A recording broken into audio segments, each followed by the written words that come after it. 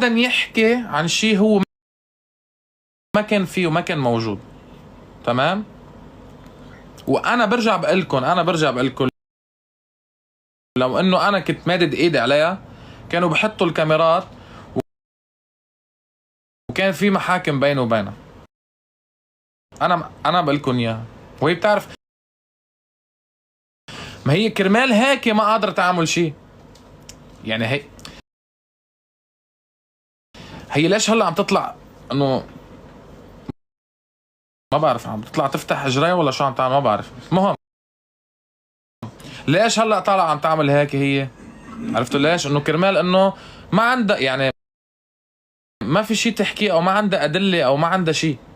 يعني لحتى انه تفكر انه هي كمشتنا من ايدنا بتوجعنا نحن خايفين مننا. قال انه لا بليز يعني خاف منك نحن يعني. قال انه هي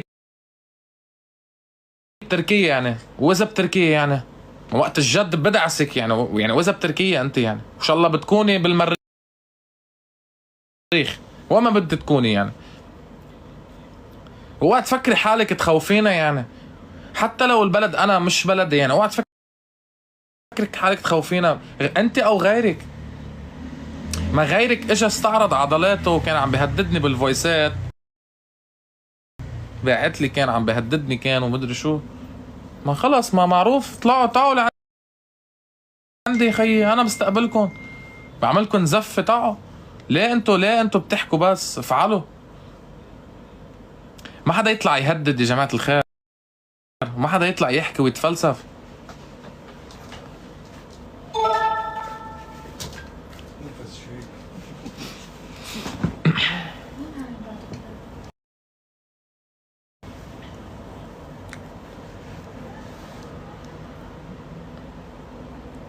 بس انا وعدكم والله العظيم انا وعدكم الفضايح والقصص اللي عم بتصير. مش عم يبعتولي اختك؟ عم يبعتولي. يبعتوا ايه ما بقى يبعتوا. جماعة الوسخة حيوانات. عم شو بلا شرف. شو صار ميتة بتسواها.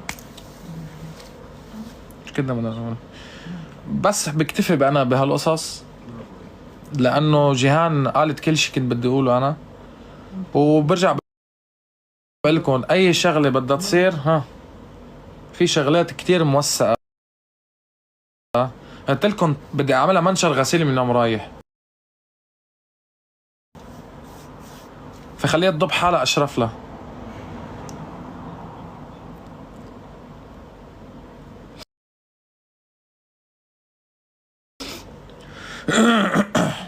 اللي بعد زرافة بدها تحشى بأمك. عرفتوا؟ يلا.